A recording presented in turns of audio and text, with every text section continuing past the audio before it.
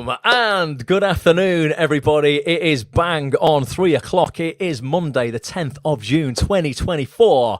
And we're live on YouTube. We're going out on X as well, going out on LinkedIn and Instagram. Thank you so much to those people who are joining us live. My name is Ross, for those people who don't know us.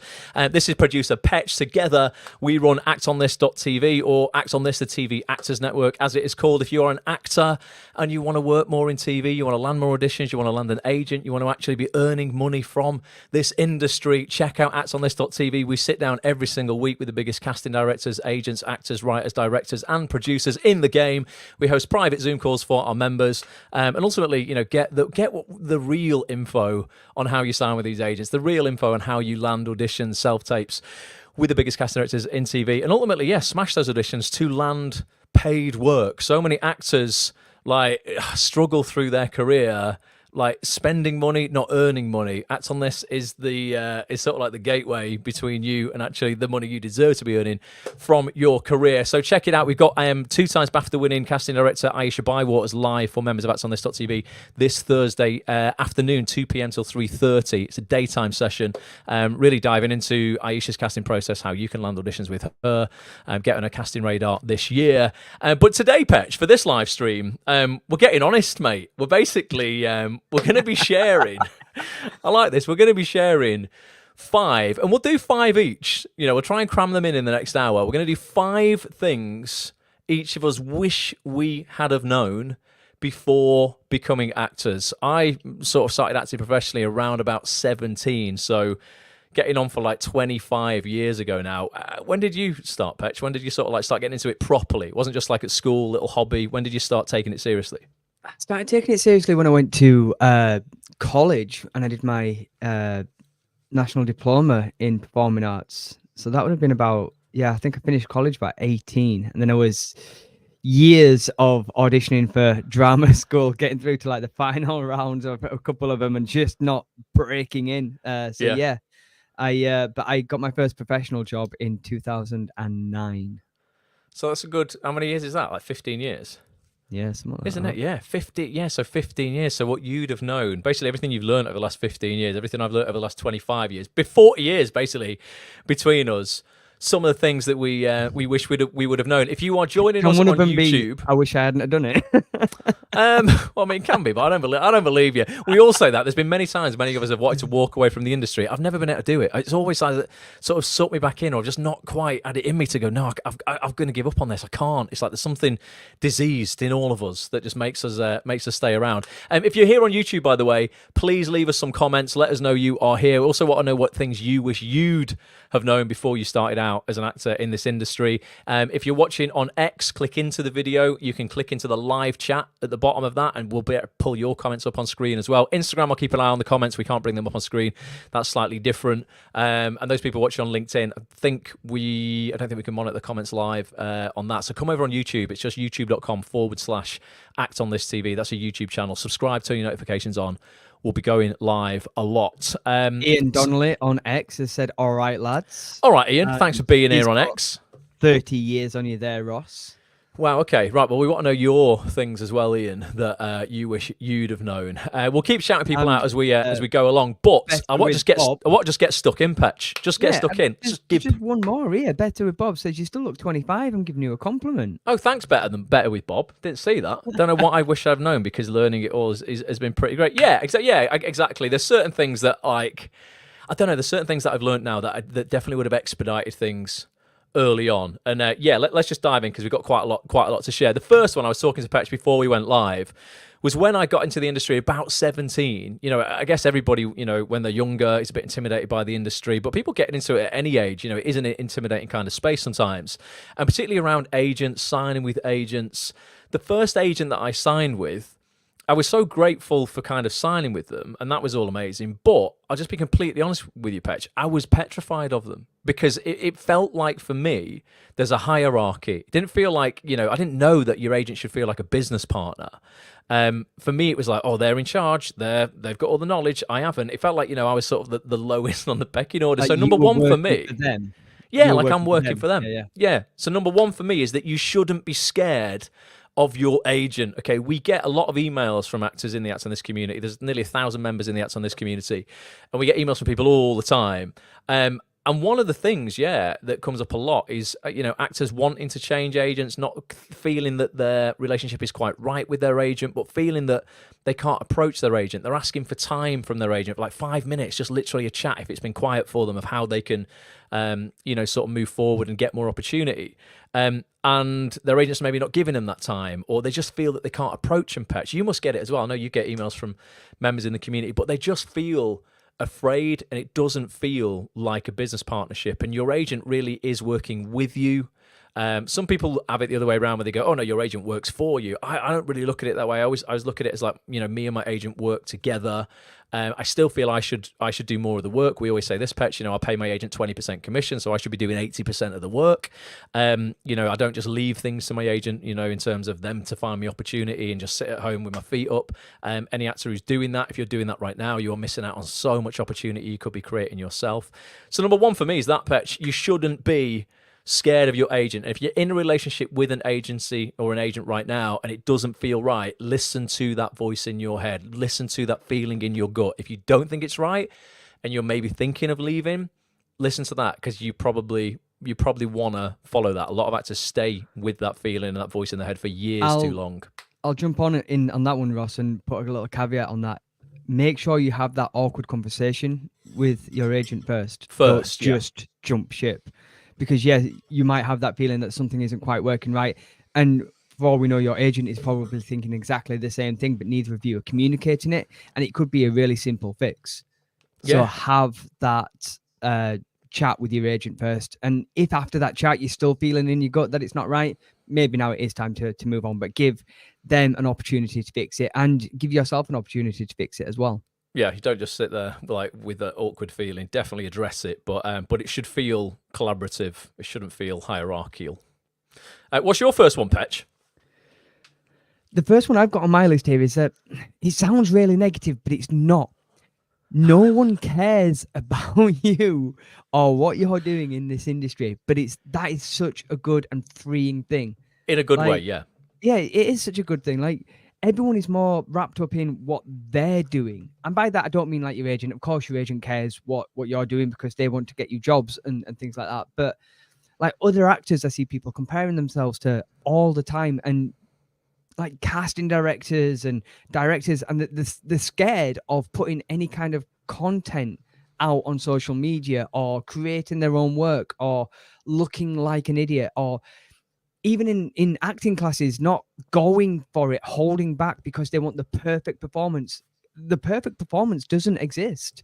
It really, really doesn't. So there are spaces out there that are designed to be safe spaces for you to try, for you to quote unquote fail and learn, and just go for it. And the same with putting content out on social media. Look at Johnny Weldon. He just turned the camera on himself this one day on Twitter. He didn't care. The edits and the cuts were dead rough, and look where he's at now.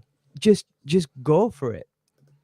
Yeah, Johnny's doing it incredibly odd. Did you see him reading at the D-Day commemoration? Did you see him reading as the soldier? He read a letter. I saw the bit. I didn't actually watch it, but I saw it come up on my social media. I was out at the time, but yeah. Really, like genuinely good. We've got over on actonthis.tv.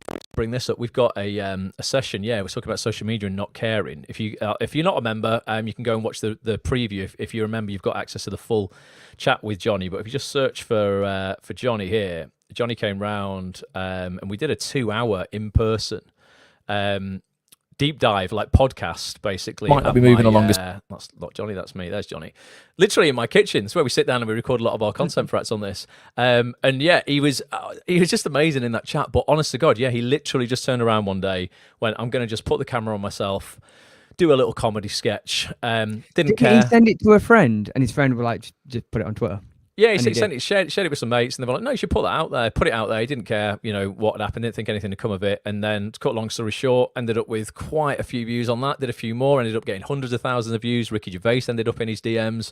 And now he just starred in Netflix's One Day, cast by Rachel Sheridan. Great story. Just someone who didn't worry about what other people were thinking. So you are right. People don't, in a nice way, people don't care in terms of like they're caught up in their own stuff, that they're not watching every single thing you put out or every single performance you do. People are too wrapped up in their own world and their own worries. So let that liberate you, and just you put your own stuff out there.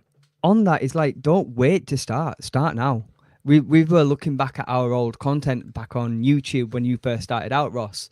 I mean, how cringeworthy is that? on this YouTube channel, if you watch on YouTube, go and look at the oldest videos on here. I've not deleted any of them. I think if you're not cringing at your stuff from years ago, you started too late. If you put stuff out there and it's brilliant already, it's kind of like you probably just started way too late. I look back on my stuff and it wasn't like bad, but compared to the stuff we produce today and just the way that I talk and the way I hold myself, I'm so much more self-assured today. When I first started putting content out 14 years ago for Act On This, I was like timid, Petch. I was a bit shy. I could tell I was kind of like being fake. I was just trying to be like too I don't know, nice. Not nice, is it? It's a pretty nondescript word, nice, isn't it? But I wasn't anything. I was trying to appeal to everybody, thus I was appealing to nobody. I was just very vanilla. Whereas now, we just talk really honestly and openly. And I remember the emails you used to send, and it was always in third person. Ross does that. Making your company be really big. It's the third person were like bios people used to write. You'd write your own social media bio, but you'd write it in the third person. Pointless. It's just not relatable at all. That was a trend like 10 years ago. Everybody would write the LinkedIn bio and all their like Twitter bios and Instagram bios and everything in the third person.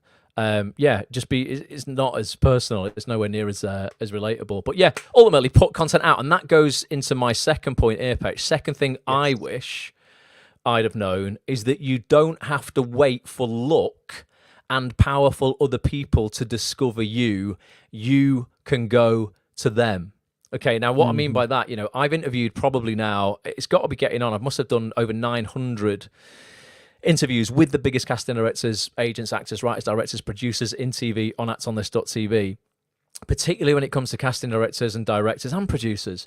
There's not been a single one ever who I've interviewed who has said, I don't want you to email me, I don't want to hear from actors. Every single one, and many to the point where they're explicitly almost begging, like, please write to me, please let me know that you exist as an actor. I'm only as good as the actors that I know. And that's coming from some of the biggest casting directors. I remember Sophie Holland saying that, Rachel Freck saying that, Jill Trevellick, Andy Pryor said that with Ree when they did a podcast, like, Daniel Edwards, the biggest names in the game, that all, very open to actors reaching out to them. So again, when I first started out, I thought it was all through my agent. Oh, my agent's got to do it. I've got to stay in my lane.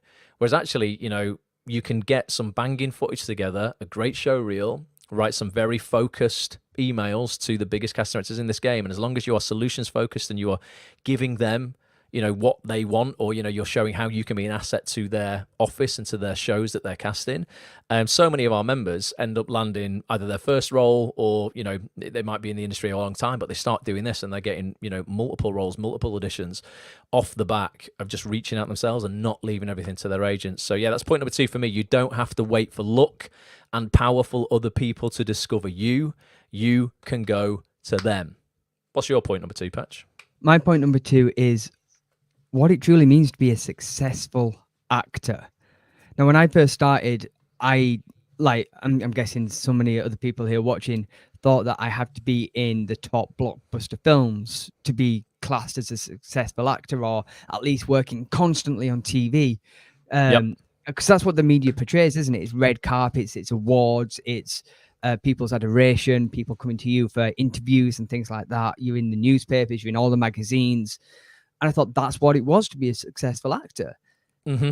It's like that diagram, the tip of the iceberg, isn't it? Yeah. It's BS. It's honestly BS. As long as you are, it all comes down to what success actually means for you. It isn't necessarily monetary value. It isn't like the blockbusters or the TV programs that you're in. Is if you are working in and getting better as a human being. We say this all the time. You're a human being, therefore you were designed to get better by practice and effort.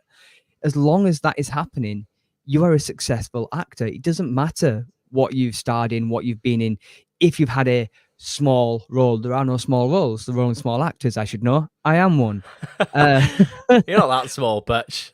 But every part is every role is part of a massive ensemble piece, and everything is just as important as something else. Without that one role, the story can't continue. It's critical. So I was at a read through for a new show called Adolescence last week, folks. That's going to be shot in one shot. So Jack Thorne has written it with Stephen Graham, Phil Barantini, who's known for his one shot shoots. You know, he shot Boiling Point, the film. If you're aware of that, in one shot. He shot the first episode of Boiling Point on BBC, the first 17 minutes of that in one shot anyway. And they're shooting 4 hour-long episodes in one shot for this new drama for Netflix called Adolescence. And there are people in that, Petch, literally, we know a few of them who have got literally 1-2 lines in that, but they might come into the episode at 34 minutes in, 48 minutes in, 56 minutes in, and this is one shot. You screw it up at 56 minutes, that's a problem. So even the smallest roles with one line at 56 minutes in that show are massive. They have a massive impact. If those actors cannot hold it together and get through that one line at 56 minutes, and you've just shot an entire 55 minutes before that and it's all gone perfect, that's an issue. So yeah, there really, honest to God, there really are no small roles at all. Like, the 1-2 lines are so hard to prepare and get right. They really are. Like, you've got no backstory, nothing in the script's going to inform this, that, or the other. You have to do all that work yourself, and to make it come across as A, believable, and B, to hold your own against someone like Stephen Graham or Olivia Colman or Martin Freeman, you know, like the big names in the game, you've got to be able to hold your own against them. So fair play to anybody who can do the 1-2 lines. I'm still working on it. It's it is really important. It's crucial for a lot of the stories. So I agree with you there. Success, you know, that is success. You know, 1 or 2 lines. That, you know, getting paid ultimately for something that you enjoy doing is success, or even just working towards that. Even if you're not getting paid right now, as long as you feel like you are making progress, you are putting the effort in, you are improving, as Petch said, through that effort, you will feel good. You know, as human beings, we feel satisfied when we feel we are making progress. You'll feel frustrated if you feel you're not making progress. So, you know, that's something to look at in terms of if you're feeling stuck, look at the strategies that you're using right now. Change something up for the second half of 2024. If you've been trying something for the whole first half of 2024 and it's not really quite working, you feel you're in a bit of a rut, let's mix it up in the second half. We're going to talk to Aisha about that on Thursday night. Aisha's won 2 BAFTAs now. She won the first BAFTA in 2022 for casting Channel 4's We Are Lady part. She just won another BAFTA for casting Lenny Henry's 3 Little Birds. So she's doing something right. We can get some advice on her when it comes to mixing it up, you know, getting in the room with her, getting auditions with her on give Thursday us a night. each. Yeah, exactly. She's got enough. She'll probably win another one next year. Point number 3. This is quite interesting. These kind of tie into yours. We didn't even collaborate on these. I told Petch to write his 5 down. I've come with my 5. But my next one, point number 3, is that honestly, everyone feels like they're winging it. So don't worry about it. Everybody, myself included, going back to that read through, you know, for that Jack Thorne, Stephen Graham drama, Stephen stood up at the start of that read through and basically really put the room at rest by saying, listen, you know, I'm shitting myself as well. Like, you know, this guy's one of the best actors in the world, but he literally said that. He literally said in front of all the Netflix execs, I'm shitting myself. Like, you know, at read throughs, there's high pressure and it can be a little bit daunting, and even people at that level to a certain degree feel a bit of imposter syndrome or feel nervous, feel like they're winging it somehow. I remember Robbie Williams. Remember back in the day when Robbie signed an £80 million record deal? It was massive. And I remember him just off the back, literally the day he was being interviewed for that, he said, I'm just waiting for people to find out I can't sing. There might be people in here who think he can't, but ultimately he just signed an £80 million record deal. Even then, he was like, "I'm just waiting to be found out. Just waiting to be found out."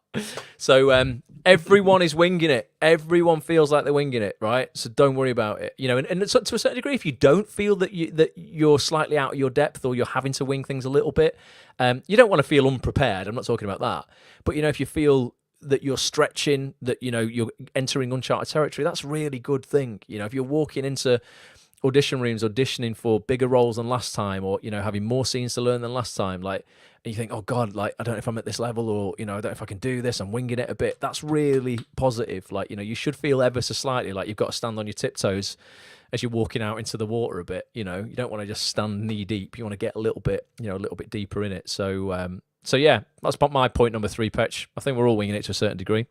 No, what I about agree. you? Mine kind of ties in with that. All right, okay. You're not in competition with anyone. You are. I say this time and time and time again, and I kind of get sick of saying it, but I genuinely mean it. Like, you are on your own race, and it's not a sprint. It is a marathon. So there are people who, I don't know, I'm just using drama school, for example, because I'm seeing a lot of people posting about the graduation now and their showcases and things like that. Yeah. There'll be people who are coming out of drama school. And by the way, if you've not been to drama school, that is absolutely fine as well. Like, I think training is important, but it doesn't have to be drama school training if that's not for you, because it is really expensive. I totally However, agree. I would not go now. I went, and knowing what I know now, I wouldn't go. My course is 55 grand. It was only 15 grand when I did it. There's no way I would go to drama school these days. If you want to work in TV, genuinely get an Act On This membership. I'll give you, for 279 quid a year, as opposed to £55,000, I'll give you an education on how you can work as an actor worth 1,000 times the business education you get at drama school. Swear to God, like, that's just reality. But yeah, anyway, just keeping it in tying it in with the drama school thing. Like, there are people now that will be doing those showcases and graduating and getting an agent straight away. Yeah. And then there are those people that won't get an agent, and they'll be like, well, I've failed 3 years of drama school, then I can't even get an agent straight out. It's bollocks. It's not like that. There are some people I've seen go straight into leading roles. I mean, it's rare, but it happens. And then there are other people that it'll take them years to get there. But what you don't see is what's happening backstage as well. So they may get one leading role, and then you'll never hear from them again. Or they may get signed by an agent, and they won't work for 2-3 years. Sorry, Ross, what were you saying? No, I've seen that, mate. And statistically, so in my year group, when I was at drama school, there's 25 of us. I did not sign with an agent upon graduation. Some people did. A few of the boys and girls there signed with big agents off the back of our showcase as well. And in your year group, you would have the people who just always seemed to, no matter what they did, seemed like, regardless, even if I didn't think they'd done a great performance, they still got a great mark. But you could bet on them going, actually, they're going to go far, or I bet they're the one who makes it. I bet they're the one who makes it. 23 out of the 25 in my year group now, even all the ones who signed with big agents and the ones who I thought were going to make it, have all quit. There's only 2 of us left. There's only 2. There's myself and there's a girl called Claire, out that I know of anyway, out of my year at drama school, who are still working in this industry. Everybody else, as far as I know, there may be 1 or 2 who are doing something performance related, but I don't know anyone else working in telly. So yeah, you ultimately can, you can leapfrog ahead of people just because you run your own race in it. Just because people start off ahead of you doesn't mean they're going to finish ahead of you. Yeah. You're not in competition with them. You are just in competition with yourself. As cliched as that sounds, it is really true. And what I find, and this is the same in business as well. I mean, this is the same, there's other companies in the acting industry who, some of them try and do what we do. I don't think they do it particularly well. But if we're spending time focusing on what they're doing, we're not spending time actually on our stuff, making our stuff better. And you can do that as an actor if you're not careful. If you're scrolling X and you're scrolling Instagram and you're looking at all the posts of other actors working and all the nonsense that they're probably posting, it's all smoke and mirrors anyway, then that's time that you're not putting into your career. That 10 minutes that you just spent scrolling on Instagram feeling like shit because it feels like everyone else in the industry is working and you're not. You could have written an email to a casting director who doesn't know you to introduce yourself and send a banging self-tape or some great footage that you've got that could lead to an opportunity. So it is difficult to do that because we're tempted to look at what everybody else is doing, but generally it doesn't lead to anything good. Don't waste time. Every second you spend on someone else is a second you're not spending on yourself. So run your own race. It's the competition thing that I want to just bring it back to as well. I feel some actors, a lot of actors really, do feel that it is a competition, that if I get this role, no one else can there's no success for anybody else. So if they've had that role, there's no more success for me. And it's not a competition. I have always upheld this belief that I will help out every actor that I come across. If I see, I did it with you. If I see Yeah. a role Oh, you that did? I Yeah, think yeah, yeah. it's not for me, I go, Ross, have you thought about auditioning for this role? Can you get your agent? Do you know what I mean? Well, but you did that It's with not, a self tape for Rec. Petch got a yeah. self tape for a show for BBC called Rec. He got it on his own. That was his tape. We recorded it for him as his tape, and I would never have been like, "Oh, let's record it for me as well." That's just not it's not right necessarily.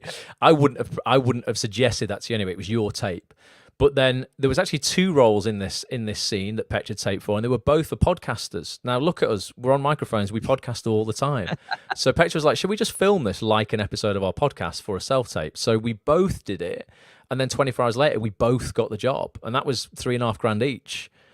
You know, effectively, you just gave me that opportunity, Petch. You know, so yeah, like collaborate. Sometimes you can. There are certain people that I know in this industry that are like, if they're earning, everyone's earning, and that's how people really get successful. You know, 100%. it's one up, all up. If I can give somebody a leg up because I know somebody or I'm in something, I can put a word in. You know, whatever that is, you are way more successful when you collaborate and you share information. If you hoard it all to yourself for fear, fear of what? Fear of somebody else getting ahead of you. Like, obviously, you've got to look after yourself, but you can still do that whilst looking after other people as well. Like, you know, don't you know, totally sacrifice your opportunity for somebody else's, but if you can help someone else, that can lead to something great, and then they pay you back next time, and then together you're all rising. But I often find like it comes down to casting types, and this is something that we talk about a lot on Act On This. Yeah. People will keep information from somebody who's not even in their casting type. Yeah. Well, Yeah. why? Yeah. You're never going to get that role. It's fine. Yeah, no, there's so many people that you won't be in competition with. You know, I don't mind.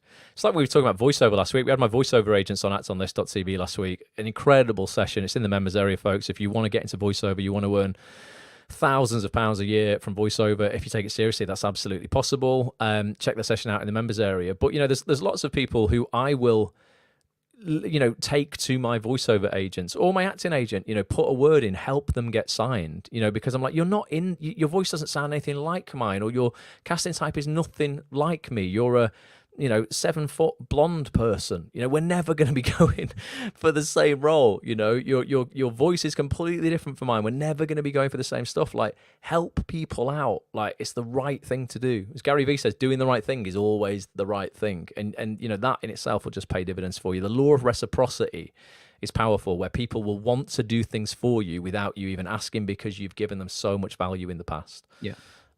That's a powerful one. Was that yours or my point? That was your point, wasn't it? You're not in competition. Yeah. Point number 4 for me then, and then we're going to bring up loads of comments on the screen as well. But please, if you're watching live, will you put, especially if you're on YouTube, because we can bring them up on the screen, will you write what you wish you'd have known before you were an actor? Because we can riff on it. We'll get through ours as quickly as possible, so we can spend 20 minutes at least riffing on everybody else's. So please put the comments on YouTube if you're watching. If you're watching on the replay, still leave comments as well. I still love to go back and read those. Point number 4 for me is that not all training is equal. Not all training is equal. Okay, so that can be workshops, can be, acting classes, can be online stuff like we do. There's so many options for actors out there now in terms of, things that they can do, things they can spend their money on to get training. We did a session on this last week, like how not to get ripped off in the acting industry, because there's so much shit out there as well. There's some really bad stuff out there, training from people who have never even acted before in their life, have never been on a TV set, and yet they're telling you they can help you get TV work. I always say this: the second I stop working in TV, I will just close this community down. It's literally hypocritical, me running a community helping people get TV work, if I'm not working as an actor in TV. So yeah, it's about, again, just coming back. I wish I'd have done due diligence on people when I was starting out in the industry. I was naive. I was like over trusting. I took everybody at face value. So if someone was putting out some flashy marketing for a workshop down in London, I'd be on that 6 o'clock train in the morning from Manchester. I'd spend my £70 on my train fare, about 50 quid on the workshop. I'd go there, and then I'd get 2 minutes to perform in front of someone, realise that it was all just a cash cow. And then I'd have to wait in Euston Station till 7 o'clock at night to get the off-peak train home, kicking myself that I'd done it again and wasted another 200 quid that I didn't have because I was working for minimum wage in the Trafford Centre in a computer game shop. And I sort of had to kiss a few frogs in that sense before I realised that, hang on a minute, I should be looking these people up who are running these workshops. If they're an actor, a lot of actors who don't work anymore, basically, and casting directors to a certain extent as well, who aren't working, will run these workshops. They'll charge you anything from £60 to £100, £500 for coaching, £1,000 for coaching. Please look them up on imdb.com. See when the last time it is that they worked. If they're an actor and they're promising you success, have a look. When was the last time they worked on TV? You know, if they worked this year, if they worked multiple jobs this year, you know, have a look at the jobs that they've done. Is everything on IMDb a short movie, a short film, or is it TV stuff? Are they trying to pull the wool over your eyes? If it's a casting director, there's a lot of amazing casting directors out there, but a lot are really busy, the successful ones, so they don't have time to necessarily, you know, do the workshops. Is the casting director running the workshop someone who's not actually worked since 2015? Because I've seen that happen. It's no shade on casting directors. They're amazing people. You know, we have them on Act On This all the time.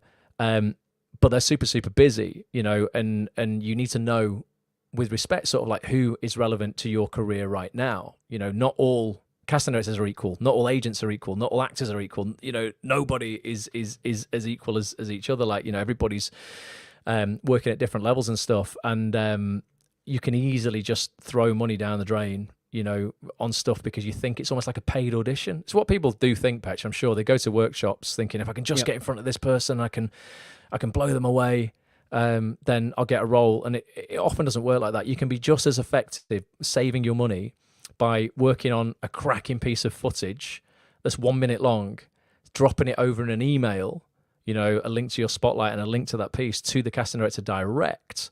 And you can often get a better result than performing in front of them for 2.5 minutes in a workshop. You don't have to spend £100 a month on a workshop, you know, or whatever. So it's just about doing the due diligence. And there are some amazing training providers out there. We always shout at people like Act for TV, Act Up North. I think Just Add Milk do great quality workshops for cheap as well. They're not expensive. Obviously, I'm going to promote Act On This. I think we're the most legit company out there, actonthis.tv. But yeah, just do your research, because I wasted a lot of money starting out, like loads, Petch, as well, mate. £5.75 an hour I was working for. And, you know, when you're working for that much, you're only 30 quid a day, like on a shift after tax. A workshop was like 2 days wages. The train was another 2 days wages. I could work a full week and just afford one workshop, and it would be pointless. It's like, I've done it again. Why have I done this? Especially the American stuff. That's annoying as well. Don't throw money. If you're a UK actor working in the UK and you do not have a green card or an O1 visa, a working visa for America, please do not give overzealous Hollywood people who spin some bullshit dream of working in America. Don't give them thousands of pounds for them to introduce. I'll introduce you to a few casting directors in America. Why? Because even if they want to employ me, it's pointless. I can't legally work unless I've got profile in the UK and I've got £5,000 to spend on an O1 visa, and America's going to approve it, which is very few and far between. Please don't waste your money. I hate that. It's just. And then you also need the money for the SAG-AFTRA as well. Yeah, SAG-AFTRA. You need to join the union. You need money for accommodation. Like, if you've not worked a day in the UK on TV yet, don't think you'll just give £10,000 to some people in America and suddenly you'll get a job. You just won't. And it's like these vultures preying on vulnerable people. Anything really that's got Hollywood in the name, please be really freaking careful if it's sold to you in the UK. In America, it's fine. Unless it's Jordan Hollywood Hogg. Yeah, unless there's a guy called Jordan Hollywood Hogg, who we call Hollywood Hogg. He's a great UK director. We just call him Hollywood because he's funny. But yeah, Jordan Hogg's amazing. He does not work on any of those dodgy packages trying to get you over to America. So be careful. Yeah. To wrap it up, not all training's equal. Do your research. What's your point number 4, Petch? My number 4 is you are more than your acting job, and normal people won't appreciate that, and that's okay. Normal people. Normal people. Civilians. Civilians, muggles, whatever you want to call them. I've just been out on a stag do this weekend, and we were in a pub, and I was chatting, and the question always comes around, doesn't it? Like, oh, so what do you do? Oh, yeah. And I'm like, it's going to sound really garish, but I'm an actor. And then you get that, oh, what are we seeing you in? Well, probably nothing, but I was... It's like Coronation Street, BBC Three's Rec. I was in an episode of Coronation Street. Oh, who do you play? I played a journalist. I was in 2 scenes. I was in BBC's Rec. Never heard of it. And then people like kind of diminish the fact. Oh, well, going back to my first point or my second point about being a famous actor. Unless you're like that, they're not bothered. But as long as you're happy within yourself, and you talk about this quite a lot, Ross, about there's more to being an actor than just the job that you are on right now. I identify as being an actor. There's more. So yeah, it's how you identify. A lot of actors identify whether they're successful or not via their current employment status, and they feel they can't say I'm an actor unless, like you said there, they can follow it up with something that they're in now. There is so much more, so many more strings to an actor's bow. It's not just that they can work on TV. You can work in so many different mediums. It could be theatre, could be medical role play. You could be doing short films. You might be writing web series, voiceover, voice acting. It's not just like, oh yeah, I'm in a Netflix show and therefore I'm an actor. But you're right, a lot of people don't get that outside of the industry, and you feel almost like it's pointless trying to justify it because you almost sound desperate when you're trying to tell them. But no, I'm not in. I might have only been a journalist at Coronation Street, but they won't get it that you auditioned for that. It's not background work. It's not extra work. No, you probably beat 6 other actors to that role. You ended up acting opposite regulars in the show who would be household names throughout the UK. A lot of people outside don't get that, and sometimes it feels a bit futile even trying to explain it. I do understand that. So you end up going, not a lot, next. Yeah. But yeah, I think my point here is, don't you get wrapped up in that BS as well. Like, your worth as a human being. You are more than just the acting job that you do. So if ever you're feeling down about the industry, which, let's face it, we all do from time to time. Oh, I'm rubbish. I've not worked. I've not auditioned in X amount, blah, blah. It's fine. You are, as a human being, you are more than the job that you do. You don't see plumbers going, oh, I've only fixed one toilet this week. Do you know what I mean? I don't think any other career, barring the performance ones, that has this. I'm not a plumber anymore. I've only done one bathroom this month. I've only done one bathroom. Like, no, they're still a plumber, whether they've done it or not. Like, and I don't think they get wrapped up in the identity of, I am a plumber and that's it. Like, no, there's other facets to them as well. So yeah, don't just get hung up on being an actor. It's funny that you are more. I can just imagine like a plumber, pitching for a job. They go around, they measure up the kitchen cabinets, and they're like, right, okay, I'm going to put your kitchen in for you. We can plumb your hot water tap in here. Here's the quote. And then the client, the customer goes, nah, I'm going to go and get it from somewhere else. I'm sure they don't go home and say to the wife, that's it. I'm a shit plumber. I'm giving up. I must be rubbish. I've got no talent. No, they just didn't want your quote. It's fine. And in the industry, the acting industry is just the same. Sometimes they just don't want your quote. They just don't, want those cupboards in the shade that you suggested them in, or, like the type that you can supply. They want a different type, and they'll go to someone else for that. Like, it is fine. Stay in the game. Focus on the next opportunity. Point number 5 for me. Last point from me. We'll take last point from you. So the 5th thing that I wish I'd have known before becoming an actor is that how quickly your life can change in a single email or a single phone call. You are literally only one audition away from your life changing in a very, very positive way. Okay, and I've seen so many actors, actors that we've interviewed on Act On This.tv. I remember Chrissy Bone, for example, another session people should go and watch on Act On This. I'll just share it. So, honestly, do go and watch this one. This is super inspiring.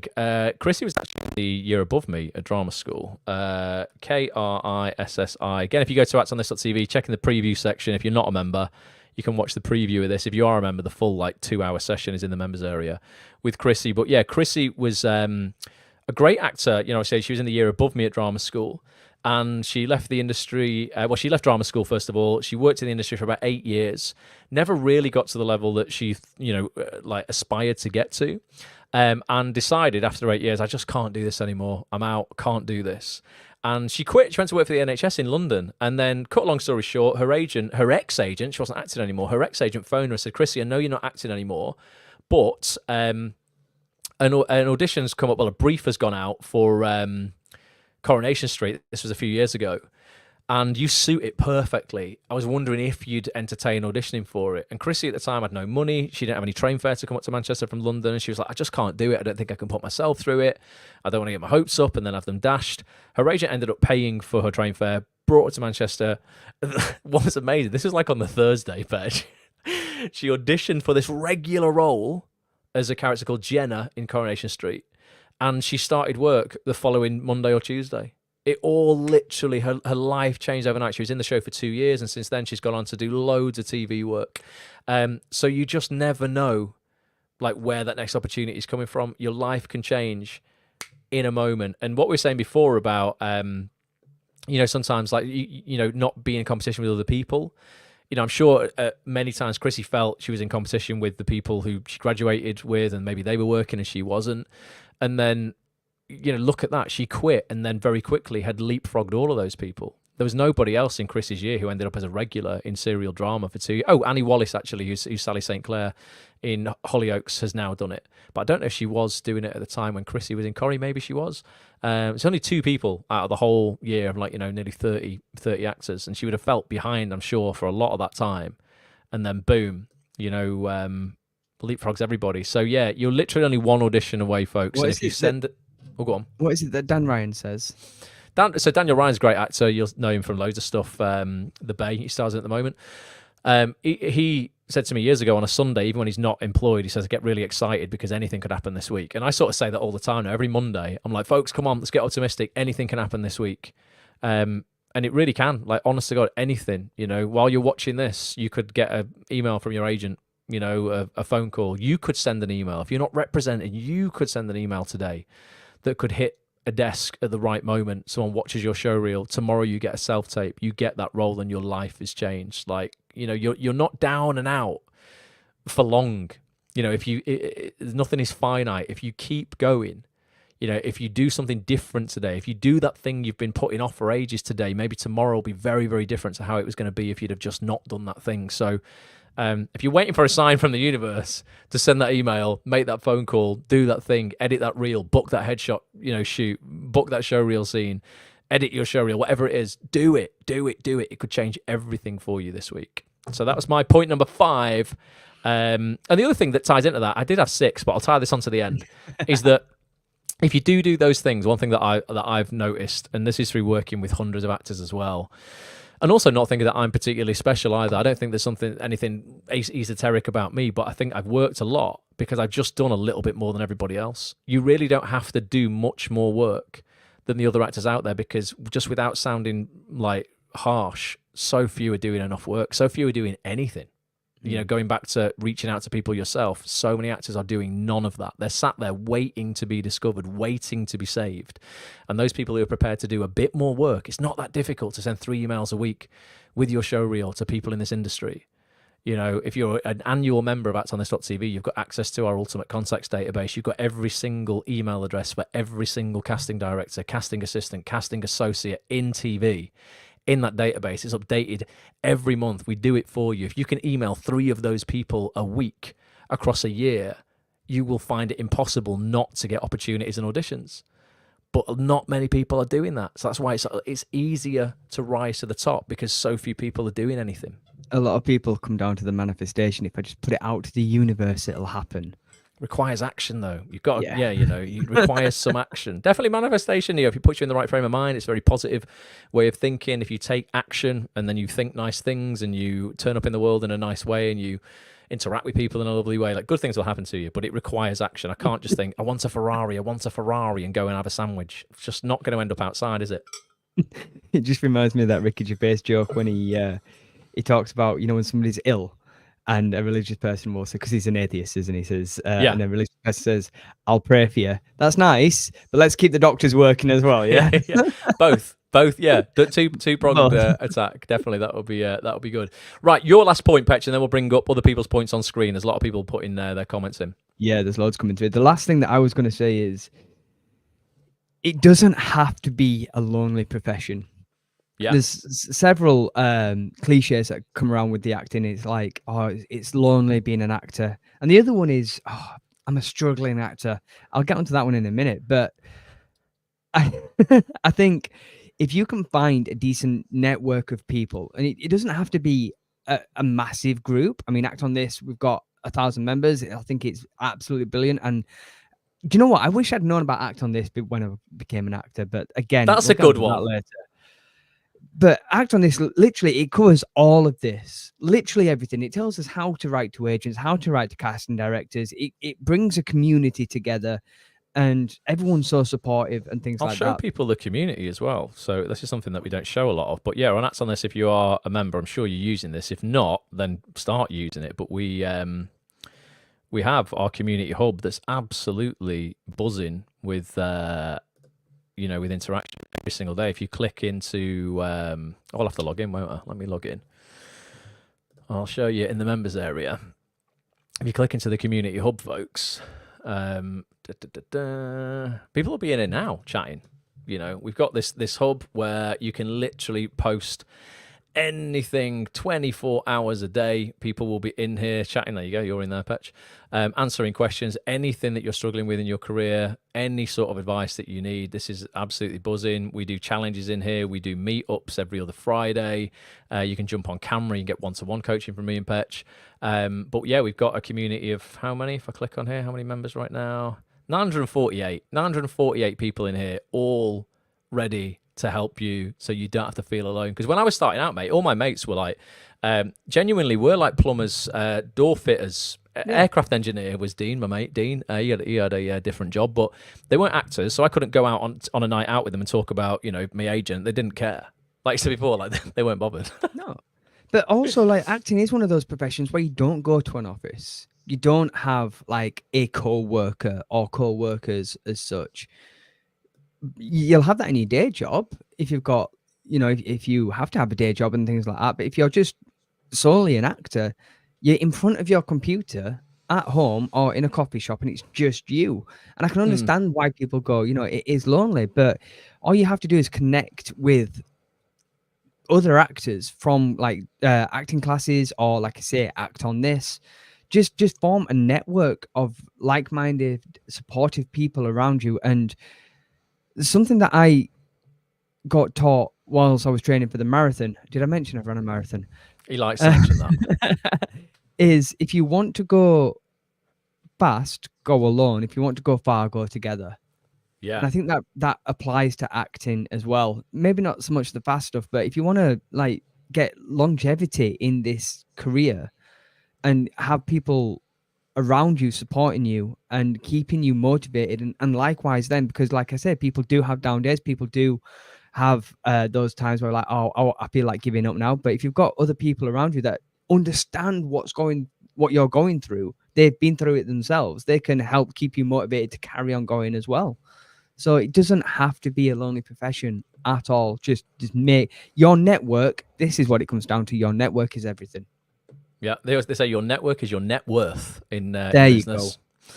You go. Yeah, no, definitely. It's it really is. Your relationships in this industry will predicate your success in life. Actually, your relationships in life will predicate your success. Entirely. Surround yourself with inspiring, motivated people who will lift you up.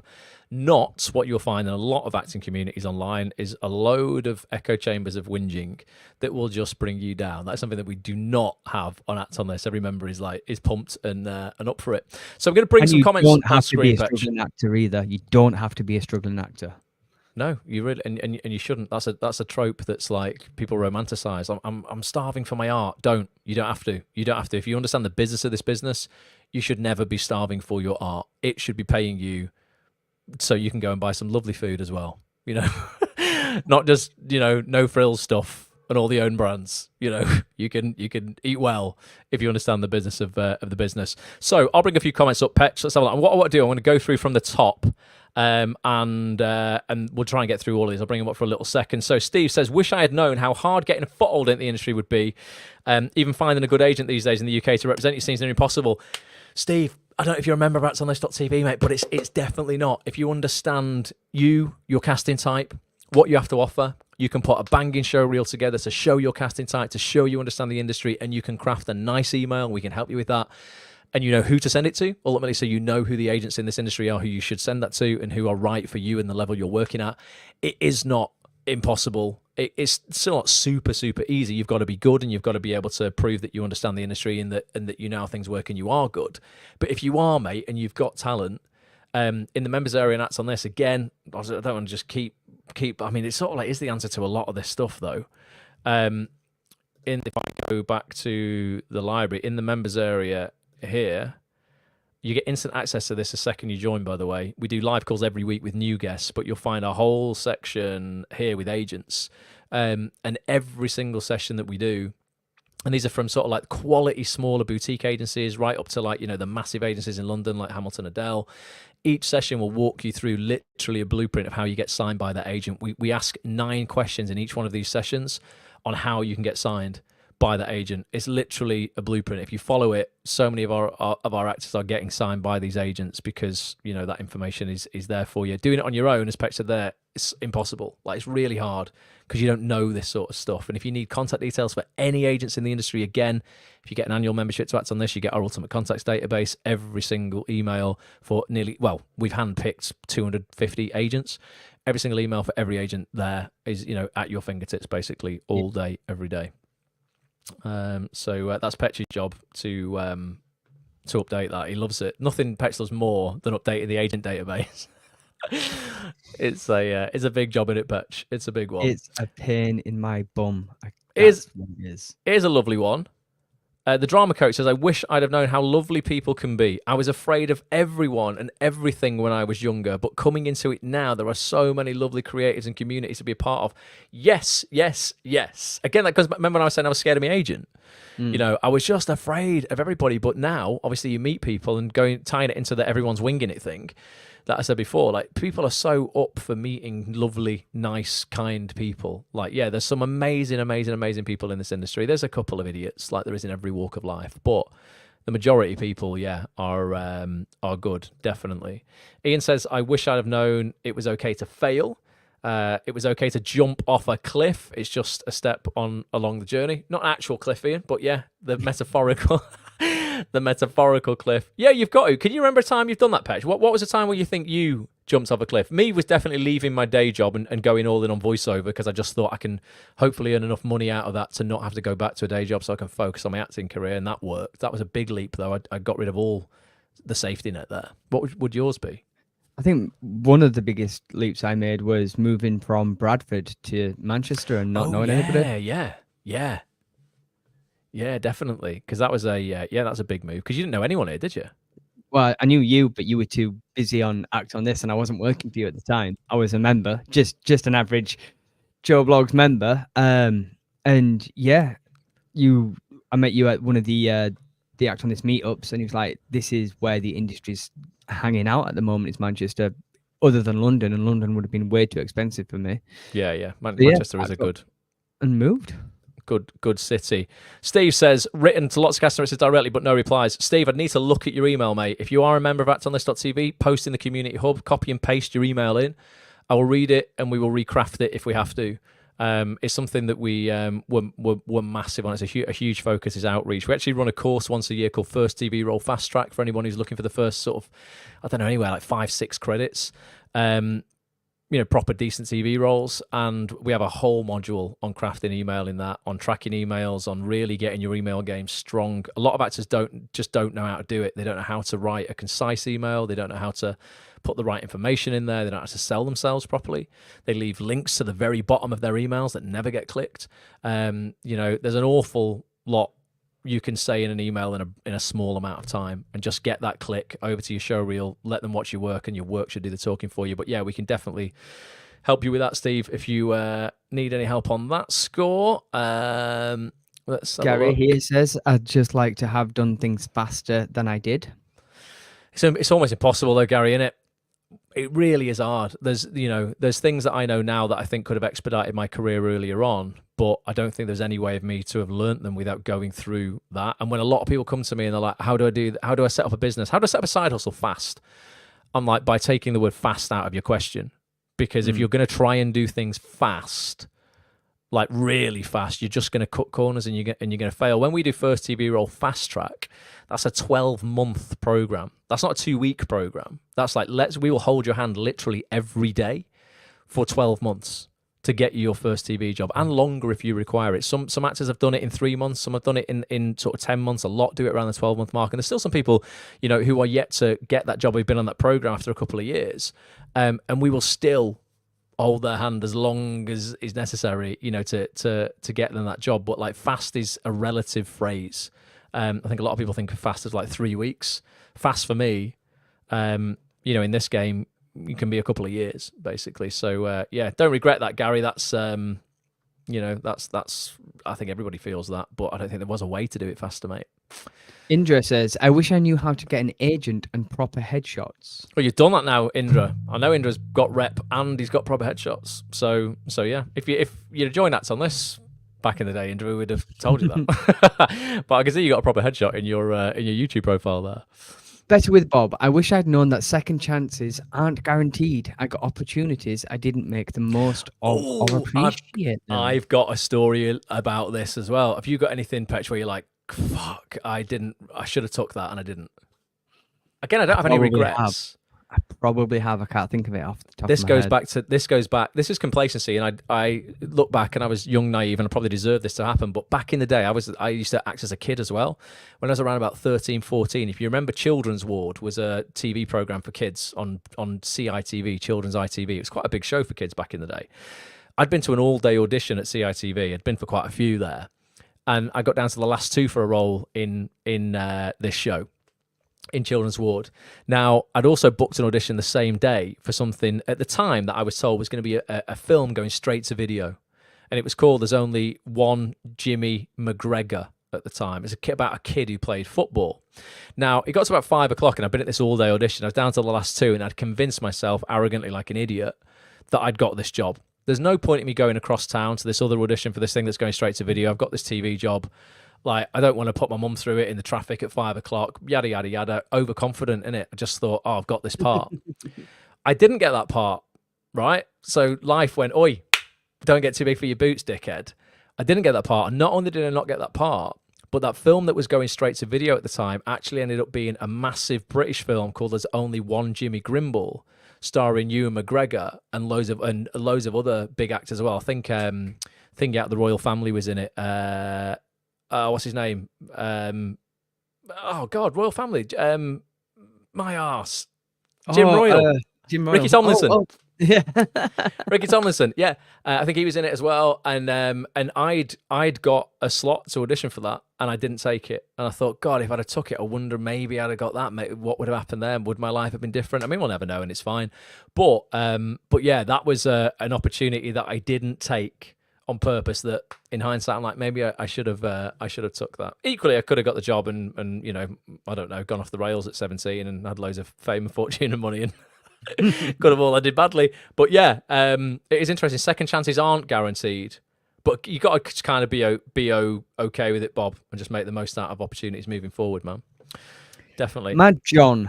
Wish I knew to value myself more. I got stiffed out a fair bit of money for an old commercial I did because I didn't push for usage fees. Felt like it was rude to ask for more money at that point. Ask for what you want. Always ask for what you want. It's difficult though, isn't it? If you don't know what you should be charging. That's why, like, I don't know if you're negotiating stuff on your own, Mad John. Then that's hard. You know, agents, what they're for. If you've not got an agent when you get a job, sometimes taking that job to an agent and saying, listen, I'll let you deal with this job and take commission on it if you maybe give me a 3-month probationary period. If you're looking for an agent, you know, maybe we can see if we can work together. You know, so at least you know that they're going to push for the right kind of usage. But yeah, that you just don't know what you don't know. You've got to ask for what you're worth. I was with an actress last week who felt that a big streamer had come in really kind of under par on the money they were offering her. It's a straight offer though for a TV show, for a lead in a TV show as well, a Paramount TV show. And they've got big budgets and it's a co-pro with another streamer and they've probably got loads of money and stuff, but she was a bit unsure, like, am I being pushy? Should I ask for more? And then she ended up talking to a load of other actors in the industry about similar sized jobs that they'd done, and they had all got paid more. So she went back and said, no, I'm not doing it for this. I feel I deserve this. I bring this to the table. I bring this to the table. I'm not being an idiot. I'm not being arrogant, but I just think I bring quite a bit more to the table than you may be giving me credit for right now. And they did put the money up, and now she just accepted the job literally today. Just texted me today, say that she's accepted the offer. So sometimes, yeah, push a little bit more in a kind way, not in an arrogant way, and you will, you know, you will get what you ask for. And if they come back and say no, then take the other offer if you want, or sack it off. Something better will come along. David C. Marcus said, I wish I'd known to make sure you get copies of everything you do. Then maybe I'd have a show reel. That's a great one. That is an absolutely brilliant one. And when we do show reel surgery and Act On This, once a quarter we do a feature for our members called Show Reel Surgery, where we bring on, in my opinion, the best show reel producer in the UK, a guy called Chris Stone, and we critique member show reels. And so many times actors have had their reel edited by somebody at some point, and all they've got is the edited version. They didn't keep the original footage. So they've only got the edited version to work with on newer edits. Now, sometimes that's not going to work because the way it's been edited, the sound's, running under other scenes. So maybe someone's put music on that wasn't there initially, names of things, headshots, etc. Keep a master copy of absolutely every single piece of footage that you have ever done. And don't only just keep it on your hard drive on your computer, keep it in the cloud somewhere so it's accessible on every device. If your computer fails, it's on Dropbox, it's on Amazon S3, wherever you want to store it virtually. Keep it safe and not just on a USB stick or on your computer, because if you lose that, again, it's gone. But that's a great one, David. Really good point. Nadrith, I wish I knew that casting directors wouldn't find me. I need to go to them. That was my point. Yeah, 100%. I'm glad you know that now, though. Yeah, 100%. Ian, I wish I'd known that it wasn't going to be handed to me on a plate, that any agent I had wouldn't give a golden ticket, that I had to work bloody hard to get opportunities. Yep, absolutely. Said before, agent takes 15%, 20%. You've still got to do 85% of the work. It's difficult. But again, those actors, honestly, I promise you, because I see it every day in this community, the ones who work hard with gratitude and a good can-do attitude, with positivity, it does pay off in the end, man. It does pay off in the end. Keep going. So I'm going to read a quick few out on Instagram as well, pal. Yeah. We've got Tom1 Mitchell, 11. I wish I was an actor at an early age. I always wonder where my life would have been today. Julie Root says, I wish I'd known that if I didn't get the job, it wasn't because I was a rubbish actor. I agree. Totally agree with that one. That you didn't get the job because it's not because you're a rubbish actor. Now, there's so many other things that go into it. I've worked in casting for a bit as well. I've seen people lose jobs over colour of hair, not looking like siblings. I told you that time there was a comedy show that a really big casting director was casting, and I thought the girl who was coming for it was fantastic. And she was too good looking, apparently, according to the producer. She's brilliant. She got the job. But, I mean, what do? Run after her and say, listen, I'm so sorry. You're going to get a no from your agent. You were brilliant, but you're just too good looking. Like, it's a great reason not to get a job. But it can happen for so many different reasons. Nothing to do with your acting ability. Raymond Bethley said, I wish I'd known and understood in the 90s that anyone could be an actor. Yeah, different time. I mean, I I was acting in the 90s. How old would I have been? I would have started acting 82, 92, probably about 97, 98, but it was a different kind of world. But yeah, before that, I mean, there was a whole equity thing, wasn't there? You needed equity cards to actually be part of the industry and that sort of stuff. I don't know at what point that actually stopped. But yeah, I always used to think as well, back in the day, in the 90s, didn't have much money, very working class background. I just thought it's for rich people. I didn't think drama school was a possibility. I didn't think acting classes were a possibility. I genuinely just thought it was for rich kids.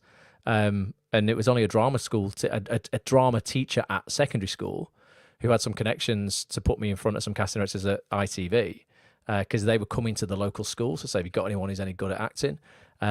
Had he not, Mike Parker, shout out to him, he'll never watch this, but had he not put me forward, I wouldn't be doing this today. So, it's good, isn't it? I bet everyone here has got that teacher that championed them somewhere. Like, we owe teachers so much. Yeah, we do. Julie Root again. I wish I knew that casting directors want you to get the job and that they are human. Thank you to Act On This TV. Yes, Julie. Appreciate that. That is true. There's a lot of comments about stuff that we've already spoken about. I've got stuff on YouTube here as well.